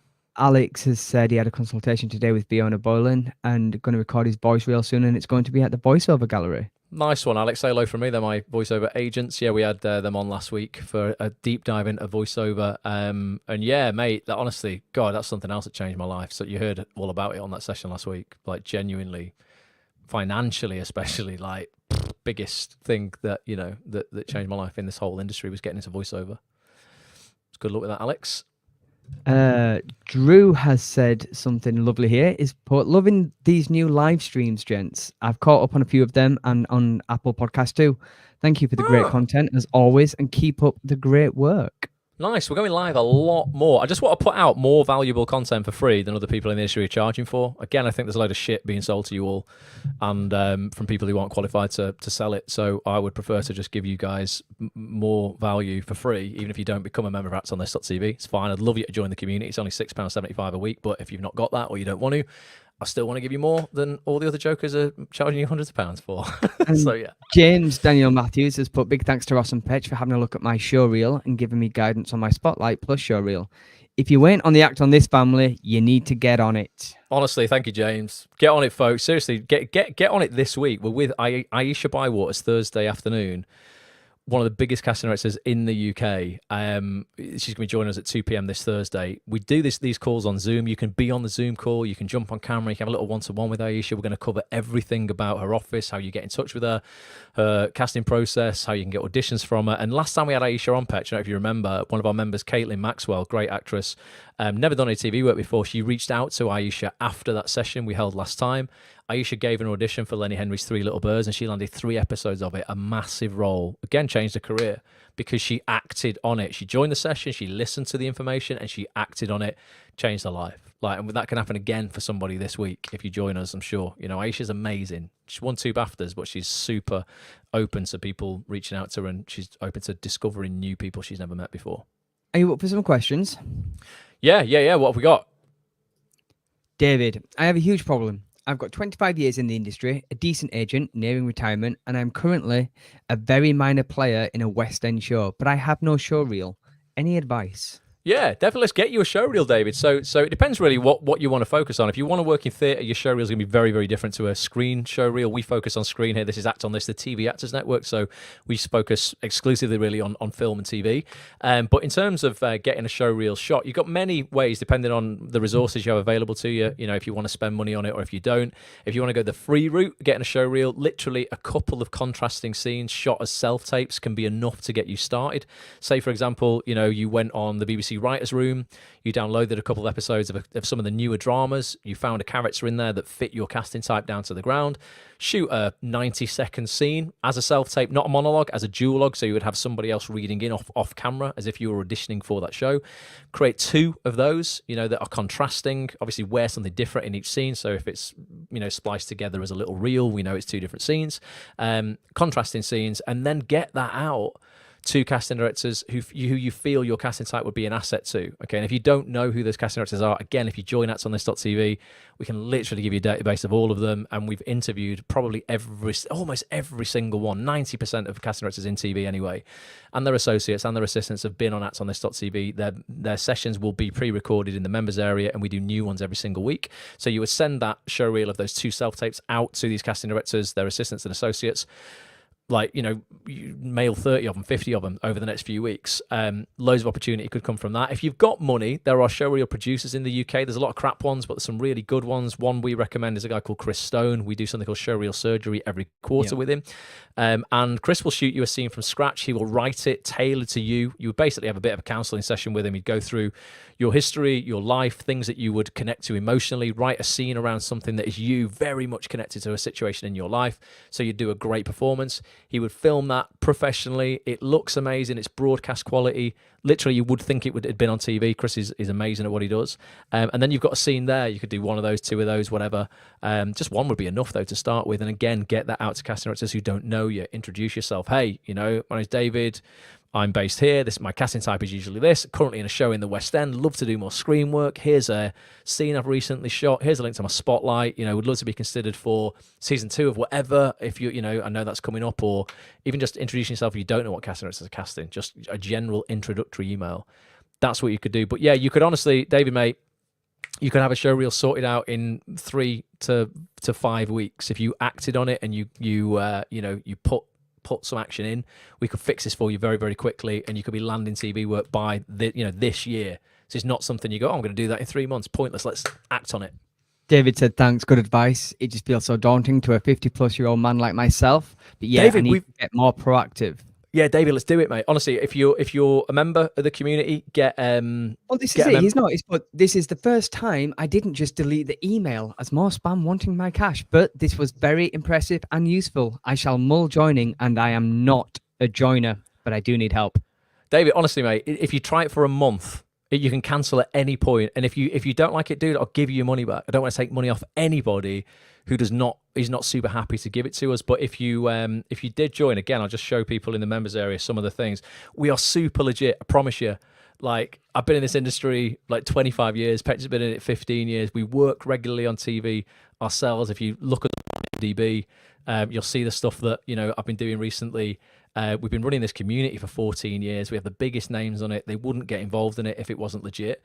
But in terms of the showreel surgery sessions, David, you'll find at the very bottom, I mean, you'll see sessions there with the biggest names in the game, by the way. There's Stephen Graham we did a session with, and Hannah Walters, his wife. We had David Morrissey on recently, Catherine Kelly, one of the biggest directors in the country, Lewis Arnold. I mean, we get the biggest people in the game on here. But at the bottom in the section with other industry pros, you'll see these sessions here, these colourful ones, the showreel surgery. We do it every quarter. If you watched one of these, you would see very, very quickly how to create a showreel. We literally play out, 5 showreels on this. We critique them. Chris goes through it. We give out an 8-step formula for creating a reel that will get you work, not just sit on your hard drive gathering dust that your friends will go, oh, that's great, but it won't actually lead to anything. And just the age thing, we're saying 50 plus. We've got so many members who have come to our community later in life after having other careers. At least you've been in the industry all this time. We've got members who have come from the police, for example. I always think of Michelle Jerenpech. Michelle came from the police at 48 years old, never acted. By 50, she's starring in BBC's Granite Harbour as a regular character, admittedly in police because she used her past experience to do that. We've got members of the community who have joined at 60, at 70, who are crushing it. The great thing about this industry is it is literally never over. Like, if you want to, you can work till the day you die. We will always need actors of all ages. So don't worry about the age thing. And if it's a technology thing that's putting you off, we'll literally hold your hand, man. We'll help you with it all. I really mean it. We don't just get members in and ditch you.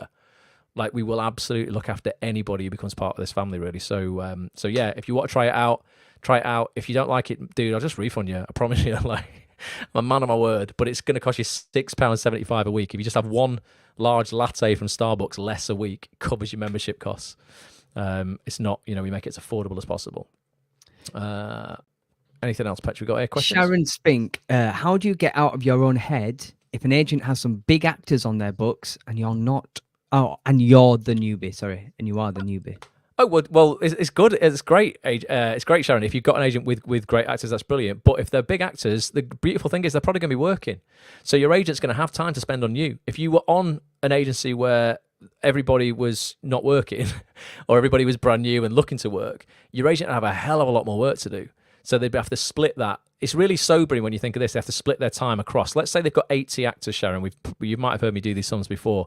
Across a 5-day working week, okay, they've got 40 hours a week, effectively 80 actors. That's 30 minutes a day, 30 minutes a week they could put into each actor's career. That breaks it down to 6 minutes a day. When you think that a lot of people, if you're not doing work yourself, you're leaving your career and your success and your one shot in life, you're leaving that in the hands of someone who can invest 6 minutes a day in your career. If you did 1 hour, you're doing 10 times the work your agent's doing. And it's not throwing shade on agents. Agents are looking after, a lot of them, 80 plus clients. 80 is a conservative number. So you have to do loads of work. But the good thing is if there's great actors on the books, maybe they're only looking for work for 40 of those actors, Sharon, because 40 of them should be working if they're really good. So get out your head that way, going, actually, I'm in safe hands. My agent's not going to have to be looking after everybody because they're probably off doing stuff. So therefore they can spend more time on me, and just communicate as well. That's the thing for me, Petch. One thing I wish I had known as well before getting into this industry is that it's okay to ring your agent. It's okay to email them. It's okay to have a conversation, book in a 15-minute Zoom, drop in for a coffee. You don't be on the phone every day. You've got to leave them to do the work. Yeah. But have those conversations if you're not feeling at ease, so that they will hopefully put your mind at ease, so you can be more effective. On your side as well. But congrats on signing with a great agent. Gary Metcalf has said, I've got a feature role, one line in a film with Olivia Colman and Benedict Cumberbatch on Wednesday. Gary, that's awesome, man. That's awesome. I did a show with Olivia Colman called Accused. No, it was Exile, it was called. Accused was another similar one, but yeah, Exile. Her and John Sim starred in that. I didn't have any scenes with her. I had some scenes with John Sim, but she was lovely. I only met her for literally 5 minutes in the dinner queue, but really, really nice. And you'll have a blast, man. And here's another little thing, Vetch, another piece of advice that I wish I'd have known. I never used to get pictures on set, mate. I used to, or even back at base with actors, because I'd think, oh no, you've got to be too cool for school. And I'd walk away from that job. And very often I'd be the guy who's there for a day or two, smaller roles, but I'd be working with big names. And I'd always be like, oh, I can't ask for a picture. Oh, and I'd regret it. I'd walk away going, why didn't you get a picture, you dickhead? Why? Like, no one's gonna mind. I want a record of, like, I want to frame some pictures, and if I ever have kids, go, oh look, I work with such and such a body. That's a cool thing. Nowadays, I will ask for them. I remember it started when I worked with Peter Kay, and I thought I had scenes with Peter Kay as well, some good scenes. I thought I cannot leave without asking for a picture, because I'd grown up watching Phoenix Nights, and I'd been to watch him do stand-up, and I loved him as a comedian. And I thought, no, I'm going to get over this. And ever since, I'll always ask for pictures. I'm like, that's something I wish I'd have known. So if you're on set with those people, Gary, get pictures, mate. If you want them, don't be afraid to ask. If you're on set with them, wear your Act On This hoodie and ask them to come on and have a chat with us. Yeah, if you're on set, Act On This, let's get them on for a session. Alex Hewitt said, I used to think everyone older than me had their life figured out, but then I found out that everyone is just literally winging it. Yeah, I just agree. Nothing to add there, Alex. I completely agree, myself included. We're all just winging it to a certain extent. Sharon has said, the role I've just got is scaring me, but equally excited. I've got 34 lines. It's who I'm working with and the size of the project that's scary. Never been on a film with this size of budget before. It's going to level you up, Sharon. So one thing that I've always found is working opposite people who have profile, and they're all lovely as well. Like, I've had the privilege of working with a load of people. I just did that thing called Toxic Town with it's coming out later this year with Jodie Whittaker. Just absolutely lovely, lovely, lovely person, and they just want you to do well, and you up your game when you're working with that kind of caliber, because they make you, it's almost impossible not to, and you just look better. That's another thing with show reels. If you're shooting a show reel scene, make sure you choose your show reel partner as the best actor you can possibly find, because they will sell your performance. If you go into a scene with that as your intention, I'm here to make the other person look good by being the best I can be, the stronger the person you're acting opposite, the better you're gonna look. So yeah, always choose quality. But well done. That's great news. Nick Field has said a lot of time you're not allowed to take photos. Just be aware of that. You're allowed as long as you're not spoiling anything. If you're not in costume, if you're not on set, if you're outside the studio, or do you know what I mean?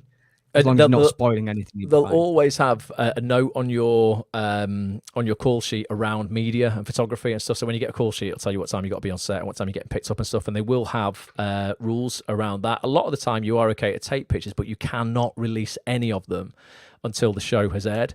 That's not the case if you are at your trailer, you've got changed into your own clothes, and you're just waiting for your car on the way home in a car park, and you have a picture with Olivia Colman.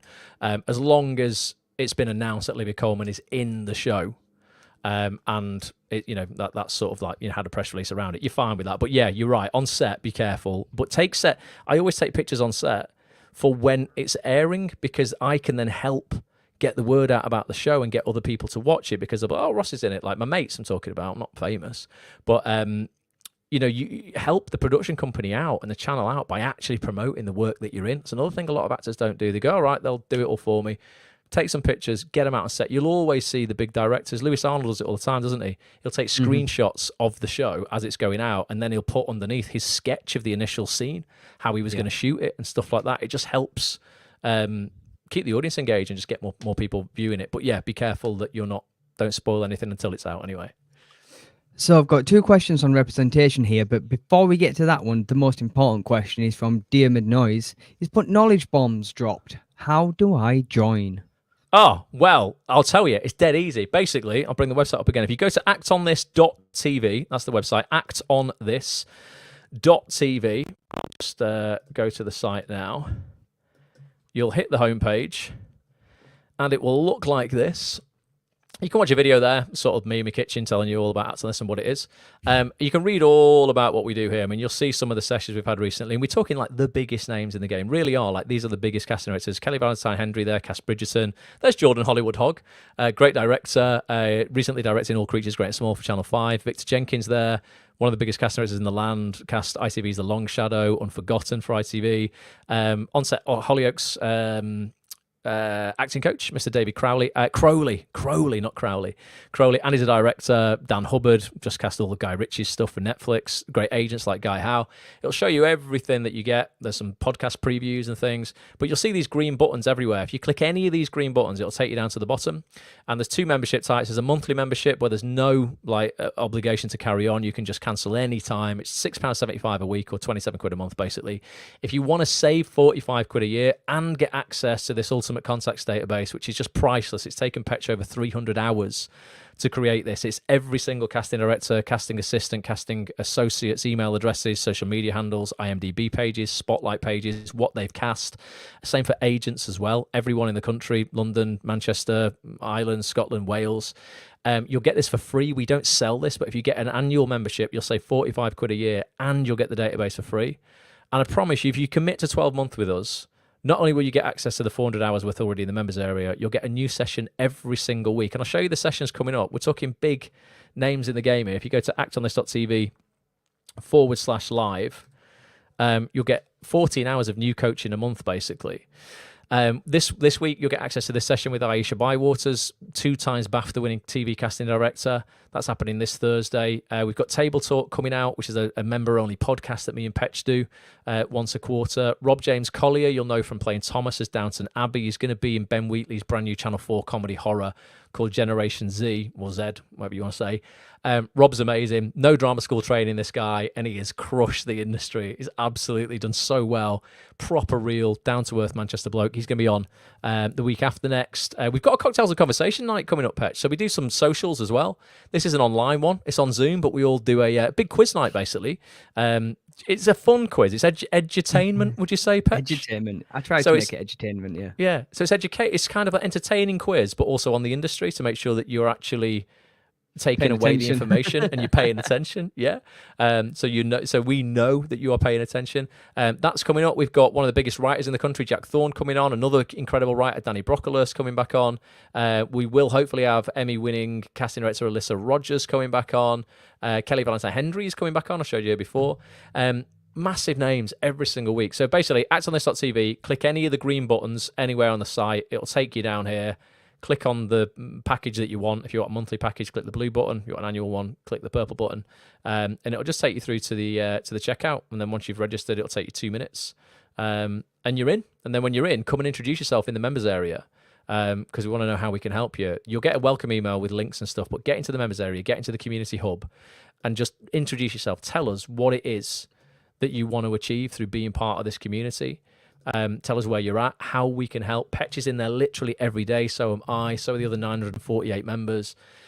We're just here to help everybody, one up, all up, get everybody working in this industry because you're all more than capable of doing it if you understand the business side of this business that nobody else is teaching. Don't go and spend £500, £1,000 on other nonsense as well. Like literally, this is it. This is all you'll need. 27 quid a month. We will save you all of the heartache of throwing money down the drain and getting nothing back. The way that Ross talked about that quiz there, it sounds like we're quizzing you to make sure that you are paying attention to the calls. It's fun. We offer like Amazon gift cards for winners and stuff as well. So don't, it's not like going back to school. Yeah, it's not an exam. Fail it. No, it's a genuine cocktail, the conversation night. Bring an alcoholic cocktail if you want, or a non-alcoholic one, whatever you want. And we have a laugh on that. You can win Amazon gift cards. We give stuff away. It's a fun quiz, that Petch's big quiz.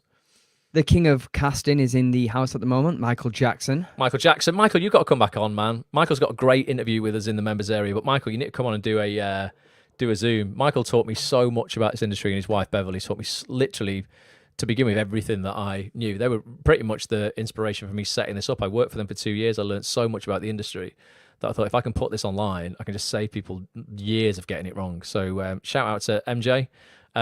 Text me, Michael, if you're watching still. Get yourself on. I'd love to do a chat with you, mate. Definitely, it's been years. So the 2 questions I had on representation. One is from Glennie Saris, and that says, thoughts on self-reputation on Spotlight But I figure we can get the next one in there as well by Tom Mitchell 11. I'm looking for representation, but I'm not sure where to look. So what are your thoughts on that? Right, Thoughts on self-representation spotlight and where to look for representation. Yeah, so this is sort of two pronged as well. So Spotlight have recently introduced a seeking representation thing in your Spotlight profile. You can tick a box on Spotlight when you're looking for rep now as well, and agents can then come and search you out. So we had a great session with Guy Howe from an agency called WGM Atlantic just a couple of weeks ago, and he showed us how he's been using this to actually sign new actors himself. So he can go and search for those actors. He can find the actors with the profile fields that he wants. Maybe you need some actors of a certain age or a certain hair color, eye color, ethnicity, whatever, and you can search those people out. So make sure you have that box ticked on Spotlight to say that you are seeking representation. And then the other way really is just everything we talk about in our sessions on Acts on This. Dive into any of those interviews with agents there. We ask the same 9 questions to each of them. Everything around approaching them. We ask who's in the office at each of the agencies, which agents are there, who specializes in what, who works on what.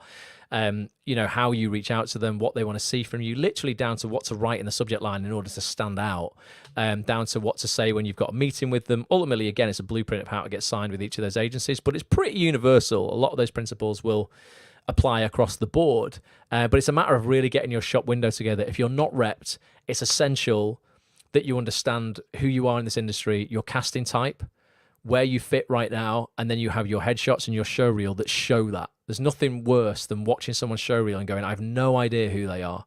They're trying to be everything to everyone. There's 100 accents in here. I don't know which one's their own. They've not done a TV job yet, so they'd probably be likely to get their first jobs on serial drama, playing those day player roles as the coppers, as the doctors, as the paramedics, and yet they're opening their show reel with a fantasy scene on Mars. It's not really helpful, to market you at the level that you're at. So it's really understanding where you're at and also being honest with yourself, I'd say, Petch, around, is your material genuinely good enough? And again, if you watch Showreel Surgery and you see the showreels we play out of members in our community, you'll see what other people are sending out and you'll be able to judge where your stuff stacks up in comparison. Does your stuff really stack up to the stuff that we're playing out? And if not, do you need to go and work on it? Do a bit of Showreel Surgery yourself, shoot something new. You got to be honest, it all starts kind of with self-awareness, a lot of success. And if you're not jumping for joy with the stuff that you're sending out, or if there's a scene on your show reel in the back of your head, you're thinking, should that be on there? It probably shouldn't be on there. So don't just send stuff out blind. If you've been sending stuff out for 6 months and you've had no replies, don't keep sending that same stuff out for another 6 months. It's likely to lead to no replies. We need to change stuff up. So it's different, for each person. We need to look at your shop window effectively, your headshots, your show reel, and your Spotlight profile as well. People that have been on this now, they've been on for about an hour and a half, or if you just joined us, you're joining us right at the end. I think let's give them some knowledge here, Ross. You have a brilliant strategy for actors getting representation or seeking out the right representation. Oh, right, okay, yeah. So as we were saying before, in terms of agents in this country, on our database, there's literally hundreds. You don't want to write to all of them. Some people might be like, well, which agents do I know to write to? How do I know who's a good fit for me? When you are starting out in television, right, you absolutely will be playing what we call these day player roles, where you go in for a day on a TV set. You might have a scene or 2 scenes, say, as maybe the doctor who comes in to break some news to one of the regulars. Maybe the person behind the bar. That was one of my first day player roles. I've been doctors as well, policemen, businessmen, people who just pop in now and again. I did Corrie a couple of months ago as a businessman, helping somebody with the Rover's return. These day player roles, really, you'll play a lot of those when you're first starting out in the industry. My first 12 roles were roughly those kind of roles. So what I always say is, that's the fertile hunting ground. Let's have a look at who's getting roles in these shows and look who their agents are. So all I would do over this week, now it's Monday, watch one episode of each of the serial dramas. Hollyoaks, Casualty, Coronation Street, EastEnders, Emmerdale. And Emmerdale. Doctors is gone now, unfortunately, so is Holby. But watch those shows, right, and keep an eye out for these characters. They don't have to be the kind of characters you would play. If you're not the doctor type, maybe you're more of the mechanic or the prison warden or whatever. Still see who plays the doctor, basically. Watch out for the shows and look for those roles. On the credits, Either gender as well, by the way. Yeah, it doesn't matter if it's male, female, doesn't matter. We're looking for these small roles regardless. We're looking for the person on the credits, right? We want to record the name of the actor who played that role. If you do that across a week, you'll end up with maybe 8 to 10 names of these actors who've all played these day player roles. And these are well-paid roles. These are still going to bag you anywhere between 600 quid and £1,000. Okay, this is not background work. These are cast roles these people have auditioned for. They might still only have a line, but these are cast roles. And then go on Google and just type the person's name in, followed by the word actor. And then I promise you what will come up is their agent will come up. I've done this loads of times live. I'll show you again now. I'll literally do it now. If I get onto here and I just type in like Ross Grant actor. So say you'd seen someone playing one of these roles and you got the name and it was me, Ross Grant. I'm just going to Google this. Now, you will see there's my IMDb, so you can see all the work that I've done. But there you go. Second one down is my agent, Jane Hollywood.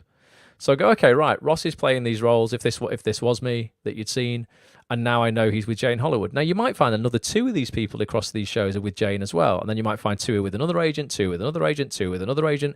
Before you know it, you've got a list of 5 agents there that you know are getting their actors who are at your level work in the shows that you want to work in.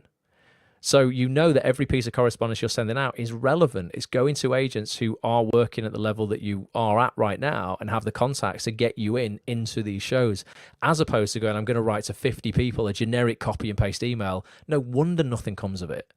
You're not being specific. You're not targeting people as a business. You know, you are a product. Who is likely to want to buy your product? Not every agent. So that's how I would reverse engineer it when I'm first starting out, Petch, and that's how I did. You know, that when I first started, that's how I got signed. I think that is one of the things I wish I'd have known before I was an actor, how to do that. Yeah. Honestly, it's powerful when you get focused. So many actors, when I said before, you don't have to do much more than everybody else. So many actors are just either not doing anything or they're being so general, they're just throwing shit everywhere and hoping some of it sticks. And like, if you take, rather than like a scattergun approach and like a shotgun approach, be the sniper. You know, sort of like, you know, you want to seek out the people and you want to take, you know, focused shots, you know, that are on target, as opposed to going, I'm going to shoot everywhere and hope I hit something. You want to, you know, be really specific in your outreach. And that's the same with casting directors as well. Again, we talk about all this on every single session on Act On This. Yep. You know, the information is there for you. If you join the community, you'll get instant access to this, plus new coaching sessions every single week.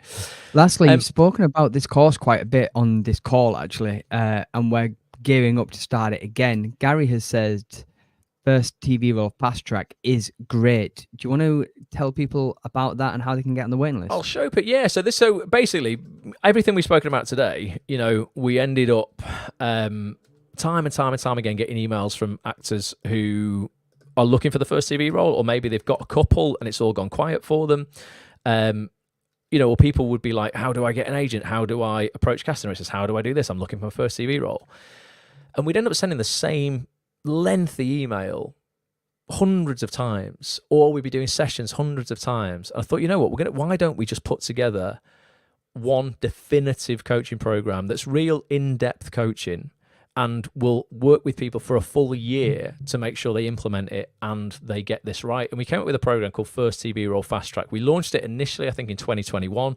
We've done 3 or 4 intakes of it now. Dozens of people have got their first TV role through doing this program. I'll bring up the waiting list page now. We're going to teach it live this year on Zoom across a weekend. It'll all be recorded. It's on Zoom, so you can come from anywhere. You know, you can get on it from anywhere. And it's a brand new version of this program for 2024. If you go to actonthis.tv/first, that is FIRST, actonthis.tv/first, you can watch some testimonials there from people who have been through the program and landed their first TV role. You will see them on telly. These are not, again, be careful when people put testimonials out there on stuff, folks. A load of them are bullshit. They're just making them up. They'll get a stock picture of someone looking happy and they'll just write, "This is the best course I've ever done," next to it. It's lies, right? I do video. Lies. Watch, it's all lies. What are you lying for? Watch the video on actonthis.tv/first. You'll see, you know, probably 7 or 8 people there who have done the program, who have now got their TV jobs, and you'll see them on TV. You'll see them in the scenes that they actually did on television programs.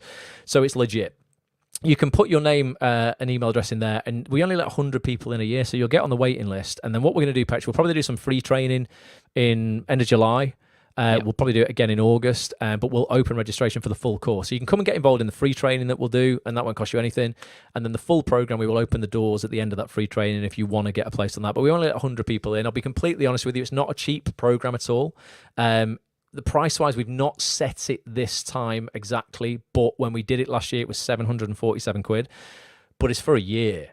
That's the thing. It's literally every single day we will be there for you for a year, plus give you, the course itself is around about 16 hours of in-depth coaching. It's not just with me, it's with casting directors in the TV industry. It's with directors, it's with headshot photographers, it's with show reel producers. Like, we bring the best names to the game as well. It's not just with me and Petch. But yeah, we'll be teaching that live across an entire weekend. You'll get full recordings of it all, plus loads of bonuses and a year's worth of hand holding, effectively, to make sure you implement this stuff. We can't do the work for you. You've got to do it yourself. So it's only for people who are really committed. But if it sounds like something you'd be interested in, actonthis.tv/first. Get on the waiting list for that. We only open it up once a year. I've even got testimonials from people if we could play out. I don't know if we've been here a long time though, haven't we? Don't know if we want to do that. It's up to you. If people are happy to stay, I'm happy to stay. If you want to see some legit testimonials from people who have done that program, put a 1 in the chat, or just put yes if you're watching live, and I'll play them out now. I understand you might not want to. Whilst we're waiting for that to come through, DM Noise has said, legend. Thanks, lads. Tom One Mitchell. I think it's Tom One Mitchell, or it could be Timon Mitchell. You both have been legends. This is informative and inspiring. Thank you so much. Pleasure. And Glennis Harris has said, very helpful. So I think we've helped people today. Subscribe on YouTube, because you'll get and turn your notifications on. We're going to be going live a lot, and we'll give as much free value out as possible, folks. Honest to God, we'll do this a lot. We are here to give you value. Definitely. I think Gary's really enthusiastic. He's put, yeah, may as well. Well, for Gary, for you, right? Okay, I have got a video here. It's only a couple of minutes long, I think, but this will just show you some of the people who did that program, First TV Role Fast Track. Then we'll come back on for 2 minutes. We'll wrap it up, Petch, and we'll working at the top of his game at the moment. Mr. Rick Carr, welcome. All right, Rick Carr, how are you doing, Rick? Rick's got to come on and do a. Rick basically just shoots everybody on TV at the moment. He's always got a shotgun in his hand, causing mayhem. Good to see you, Rick. Right, I'm going to take us off screen, Petch, and we'll put this First TV Role Fast Track testimonial video on. Let us know while this is playing out if you relate to these people as well, what they're saying before they did this program, feeling stuck, knowing they should be on TV, but not being given the opportunity they feel they deserved. Actonthis.tv/first if you want to get on the waiting list. But yeah, I'll take us off screen. Tom Petch, and has just said, I would love to see the actors in their first TV roles. This is for you, Tom. Right, Tom, this is for you, and also Gary, you said May as well. Here we go. Right, see you in a sec. I'll take you off, Petch. I'll take me off.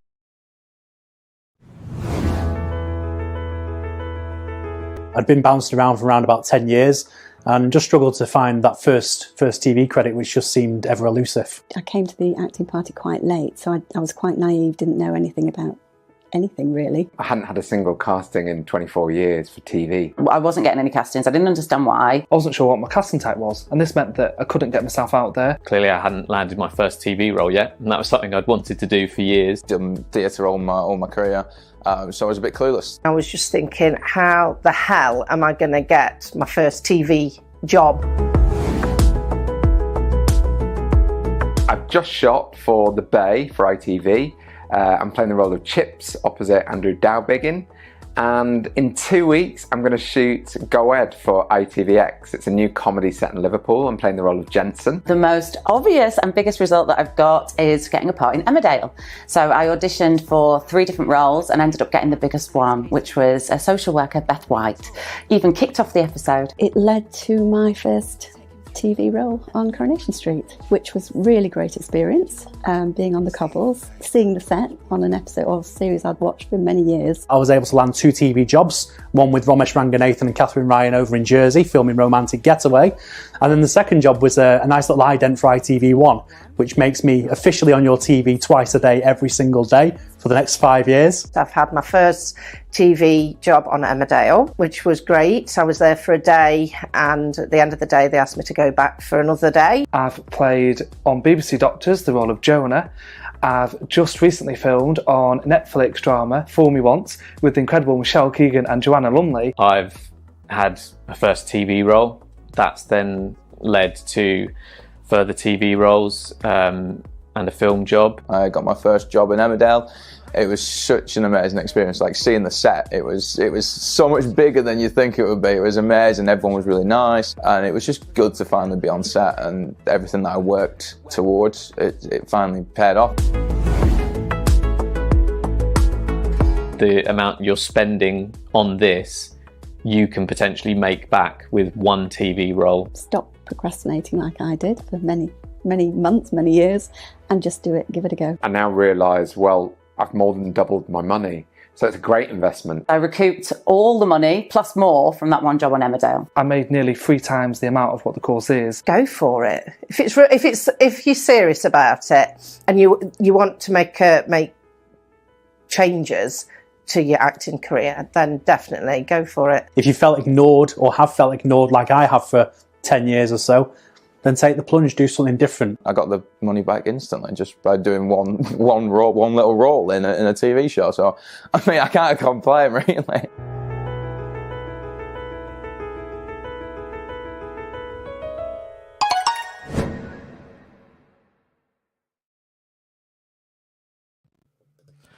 Boom. So Act On This TV/first if you want to get on the waiting list for that. And like I said, get on the waiting list anyway, because we're going to do a free training as well before we open it. So even if you only want the free training, we're going to do some free stuff as well.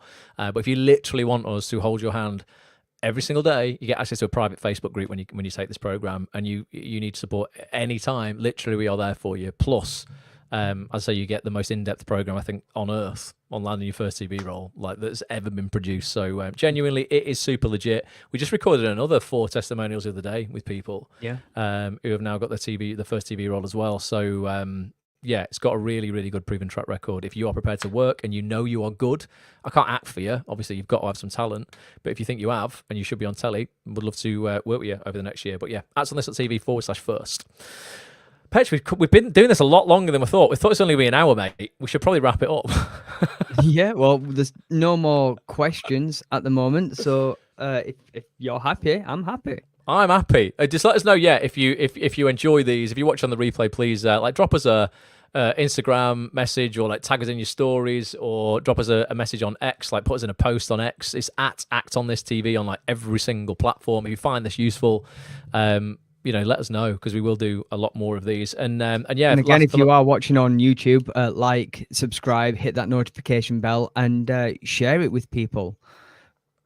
Please do share it with anybody who you think might find this useful as well. And leave us comments. We do go back and we do read those comments as well. It's always lovely to see whether you agree with us. If you disagree with us, it's all good. It's all fine. This is what it's all about. It's just opening up that conversation, isn't it? Yeah, put a thumbs up or put a thumbs down on the video. I don't care. Just good for the algorithm. Put whatever you like. It's all good. And for the final time, if I go to actonthis.tv/live, just to remind you, this Thursday afternoon we'll be joined. If I go to this page, all members, if you've got a membership, as I say, £6.75 a week, dirt cheap.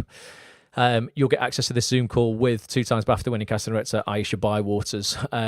Always open to hearing from new people who are looking for their first TV job. Honestly, one of the most positive souls in this industry, very deserved of the 2 BAFTAs that she has won. No doubt she's going to win plenty more. So that's happening this Thursday, the 13th of June, at 2 p.m. 2 p.m. till about 3:30. They're normally an hour and a half, 2 hours long. If you can't be there live, if you get a membership, you will get access to the full recording, probably the same day, Petch. I reckon we can get it online the same day. Yeah, we can get it. Yeah. We'll get that up as soon as possible in the members area. A couple of comments have just come through. Glennis Service has said this has been brilliant and restored positive feelings and so comprehensive. Nice. Appreciate that. Thank you. Brownie XIB has said, thanks, chaps. Enjoyed the information and conversations live podcast. Still looking for the confidence to commit, but we'll be tuning in more.